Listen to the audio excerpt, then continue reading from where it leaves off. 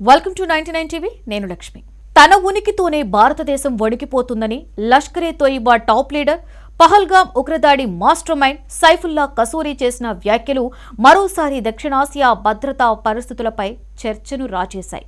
పాకిస్తాన్లోని పంజాబ్ ప్రావిన్స్ లో జరిగిన ఒక కార్యక్రమంలో విద్యార్థులను ఉద్దేశించి మాట్లాడిన కసూరి, కాశ్మీర్ మిషన్ విషయంలో తాము ఎట్టి పరిస్థితుల్లోనూ వెనక్కి తగ్గేది లేదని తెగేసి చెప్పాడు. ఈ వ్యాఖ్యలు కేవలం రెచ్చగొట్టే మాటలే కాకుండా ఉగ్రవాద భావజాలాన్ని యువతలోకి నాటే ప్రయత్నంగా కూడా భావిస్తున్నారు. అంతర్జాతీయ వేదికలపై మాత్రం ఉగ్రవాదానికి వ్యతిరేకమని, తామే బాధితులమని చెప్పుకునే పాకిస్తాన్ అసలు ముఖాన్ని కసూరి మాటలు ఈ సందర్భంగా బయట పెట్టినట్లయ్యాయి. పాక్ ఆర్మీ నన్ను స్వయంగా ఆహ్వానిస్తుంది, యుద్ధంలో చనిపోయిన వారి సైనికులకు అంత్యక్రియల ప్రార్థనలు నేనే నిర్వహిస్తున్నాను అంటూ ఆయన చేసిన వ్యాఖ్యలు పాకిస్తాన్ సైన్యం, ఉగ్రవాద సంస్థల మధ్య ఉన్న లోతైన సంబంధాలను మరొకసారి రుజువు చేస్తున్నాయనే అభిప్రాయం వ్యక్తమవుతోంది. ఒకవైపు ఉగ్రవాదం లేదంటూనే ప్రపంచాన్ని నమ్మించడానికి ప్రయత్నిస్తూ, మరొక వైపు ఉగ్ర నేతలకే వేదికలు కల్పించడం ఎంతటి ద్వంద్వ వైఖరో ఈ మాటలతో స్పష్టమవుతోంది. గత ఏడాది పహల్గాంలో జరిగిన ఉగ్రదాడి భారతదేశాన్ని తీవ్రంగా కుదిపేసింది. 26 మంది అమాయకపు పౌరులు ప్రాణాలు కోల్పోయిన ఆ ఘటన దేశవ్యాప్తంగా ఆగ్రహాన్ని రగిలించింది.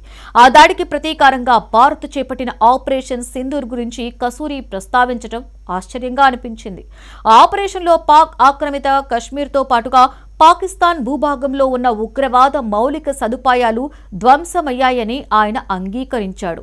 సాధారణంగా ఇలాంటి విషయాలను పాకిస్తాన్ వర్గాలు ఖండించడమే తప్ప ఒప్పుకోవు.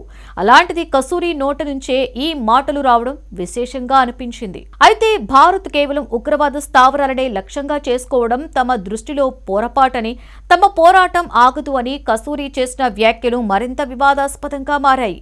ఈ మాటలు చూస్తే ఉగ్రవాదానికి మతం, మానవత్వం, అంతర్జాతీయ చట్టాలు ఏవీ అడ్డు కావని మరొకసారి అర్థమవుతోంది.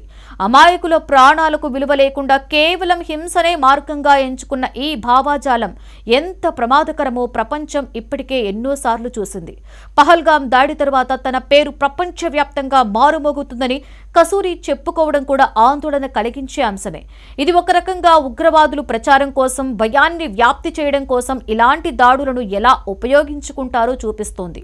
పేరు, గుర్తింపు, భయమే లక్ష్యంగా చేసుకుని ఇలాంటి వ్యాఖ్యలు చేస్తూ యువతను రెచ్చగొట్టే ప్రయత్నం చేయడం లష్కరే తోయిబా వంటి సంస్థల పాత తంతే అని చెప్పుకోవచ్చు.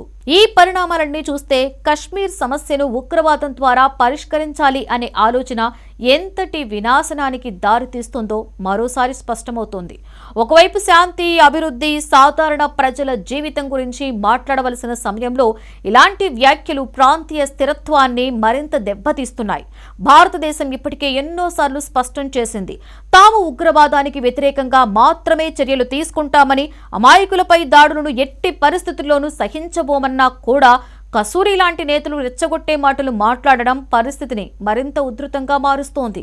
మొత్తానికి సైఫుల్లా కసూరి చేసిన ఈ వ్యాఖ్యలు ఒక్క వ్యక్తి అహంకార ప్రదర్శన మాత్రమే కాదు, పాకిస్తాన్లోని కొన్ని వర్గాలు ఇంకా ఉగ్రవాదాన్ని రాజకీయ సాధనంగా ఎలా ఉపయోగిస్తున్నాయో, అంతర్జాతీయ సమాజం ముందు చెప్పే మాటలకు, లోపల చేసే పనులకు ఎంత తేడా ఉందో స్పష్టంగా చూపించే ఉదాహరణలుగా నిలుస్తున్నాయి.